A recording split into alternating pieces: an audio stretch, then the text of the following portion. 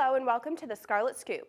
I'm your host and news director, Amanda Vaughn, filling in for Khalid Mualim.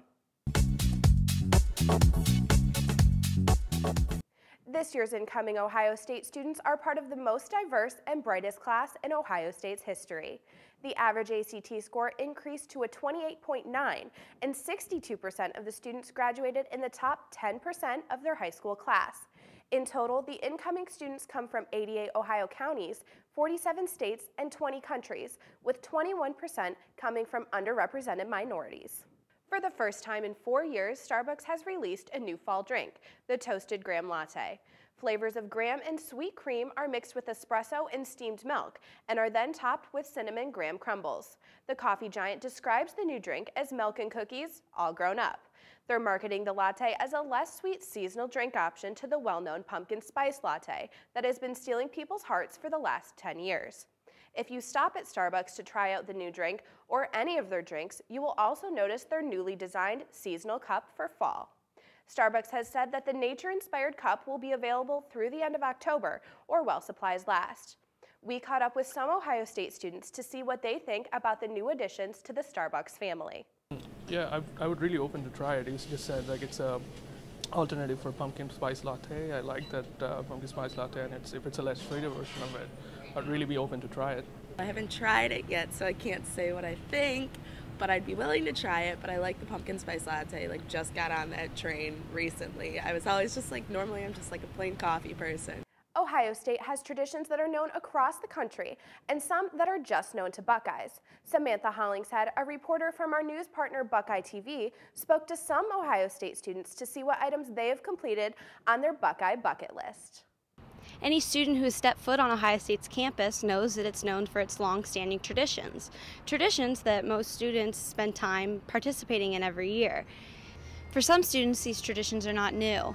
Some have even completed and been able to cross off some of these items off their bucket list. So I've marched Script Ohio on ice and on the football field, and I've walked across the oval with my significant other without getting interrupted. So I've gone to multiple home football games. I've jumped in Mirror Lake. Gone to some of the secret spots on OSU's campus. But we also wanted to know what items hadn't been yet crossed off their bucket lists and that they were looking forward to doing before graduation. Yeah, last year they became national titles. They won the national title. So this year, hopefully I'll be able to see that again. I heard the Wexner Center is a great place for art, and since I'm an art and technology major, I plan on going there and, viewing some Picasso pieces that are on show. I still have yet to jump into Mirror Lake. Didn't do it freshman year, didn't do it sophomore year. I was kind of saving that for senior year because I figure Michigan will be home and it'll be more memorable then. I'd like to navigate the tunnels. That's something I haven't done yet. So I definitely want to get in and check out the Pomeranian basement pool. I haven't been in there. I want to go up in the bell tower. I've never been up there yet.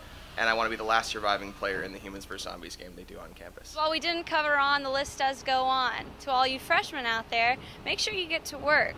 Graduation is closer than it seems. I'm now joined by Lantern sports editor Ryan Cooper. Ryan, can you tell us a little bit about what we should expect from the Buckeyes this weekend against Western Michigan? Yeah, fans have been waiting through 2 home games for the offense to show up. Hasn't really come yet. Home opener against Hawaii, no passing touchdowns. Last week, just 1, but still, Urban Meyer sticking with Cardale Jones on the start as the starting quarterback. There was a lot of speculation coming in that he might make the change.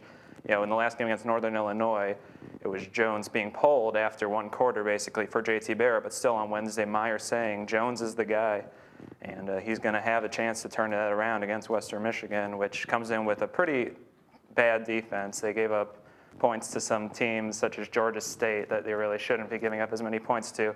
So you would think if OSU has a chance to get that offense going, it would be in a game like this, their last game before Big Ten play starts. Okay, and do you have any predictions for the score or how you think the game's going to go? Yeah, I thought they would put up big points the last 2 weeks. They didn't, but I'll stick with my guns, and I'll say 45-7. I think the offense is on a mission. Urban Meyer allegedly promised the defensive players that this week the offense was going to get it together. They weren't going to have to do everything for them, so I think they come through with that and put up some points. Okay, well, thank you for joining us, Ryan. That's it for this episode of Scarlet Scoop. For more news updates, make sure to follow us on Twitter and Instagram and like us on Facebook.